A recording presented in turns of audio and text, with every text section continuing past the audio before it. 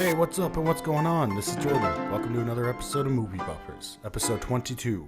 This episode, we're going to talk about the 2022 dark comedy film Clerks 3. Clerks 3 is directed by Kevin Smith, and it stars Jeff Anderson, Brian O'Halloran, Jason Mewes, and Smith himself, with a whole bunch of cameos by the cast from the first and second movie. And this film was quite a surprise, actually. They advertised it as having Rosario Dawson reprising her role as Becky from the second movie, and if you've seen the film, that you know that that's not the case. I feel like they advertised it this way to keep a lot of the big shock of the film, a secret. But there are so many things in this movie trying to be shocking, and it felt like it was trying so hard to be like, oh, you're not shocked by this? Well, what about this?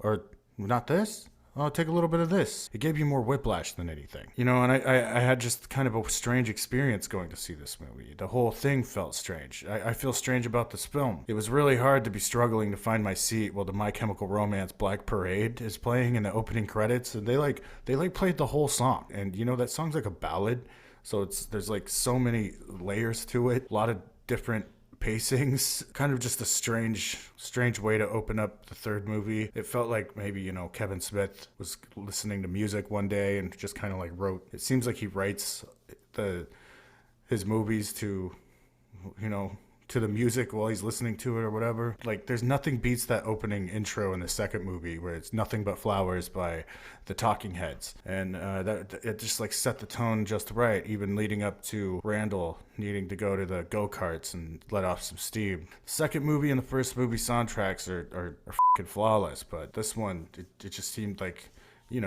somebody who had a near-death experience listening to a lot of shitty music that's dated and trying to kind of make it relevant again. And the jokes didn't really land with me. There were some solid laughs, but the conversations the lead characters have about Star Wars or any other pop culture reference made, it felt very drained of life, stale and boring in the delivery. I feel like Kevin opened up a lot of plot holes within his own universe with this one too. The film is themselves, older, but it shows the old movie's footage.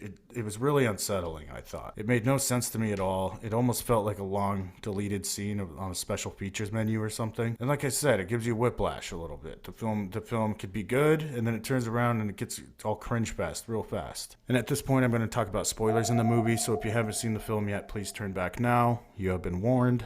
So automatically, I don't like what they did with Becky's character and his daughter Grace. Clerks 2 came out in the summer of 2006, and they're saying that Dante's new girlfriend and baby died within 6 months of the events of the second movie. That's so unnecessary. It's over the top, and it felt kind of manipulative to make damn sure that you'll get some crying from your audience. It's super weird. The music also felt so out of place, whereas the first and second film had wonderful music placement. Like the scene where Randall's having his heart attack, the 90s pop rock just kind of bled through the next three scenes. Moments that could have been played out for more emotional gain, it was kind of used as a joke. And then, Elias being a Jesus freak, then turned Satanist halfway through the movie, it wasn't very funny to me. He's accompanied by a goofy mute sidekick, similar to Silent Bob, which was another dead horse getting beaten over and over again. And there was a few chuckles in the theater. I laughed at quite a few things in this movie. But for the most part, it's watered down. I don't think that Clerks has much of a place here in 2022. The writing and quality of the second film, it completely stomps this film. It's hard to top some of the unsettling gags covered in Clerks 2. From the, Porch for Life bit to the donkey show climax, it feels like this belongs on Disney Plus or something. Now, there is a scene in this movie where Dante has a complete meltdown. In fact, I think it's right before his heart attack.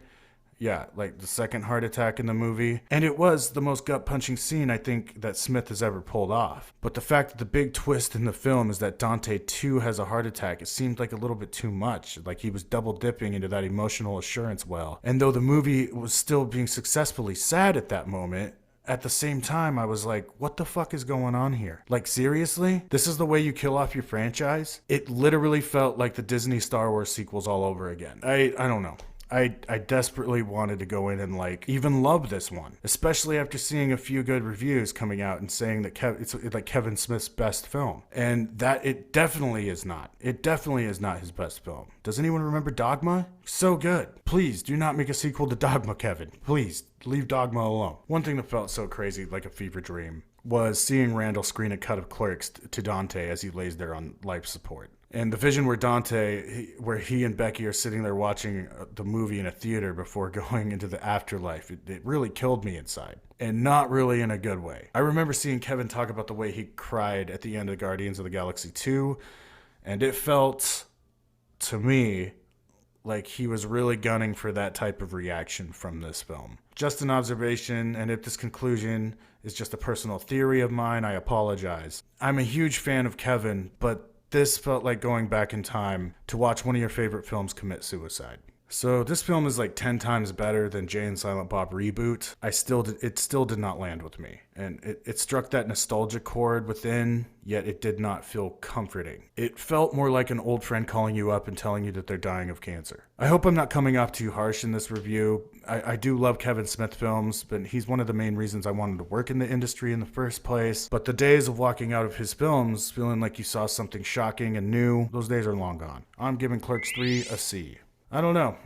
I felt that leaving Dante to be this sad, grieving mess for 16 years because he tragically lost his new fiancée and infant daughter. To be way too harsh to do to one of your best characters of your film's universe. To just kill him off in mid-rant at Randall, it's so cold. I did not walk out of this film feeling very good at all. I had to sit and think about it for a few days, and I think it's a good way to kick off the fall season to movie buffers. We're going to be tackling some classic horror films on some future episodes on this channel, so stay tuned for that. If you haven't already, please like and subscribe, smash the bell so you can get notified when new episodes come out on this channel. And as for Clerks, just watch the original.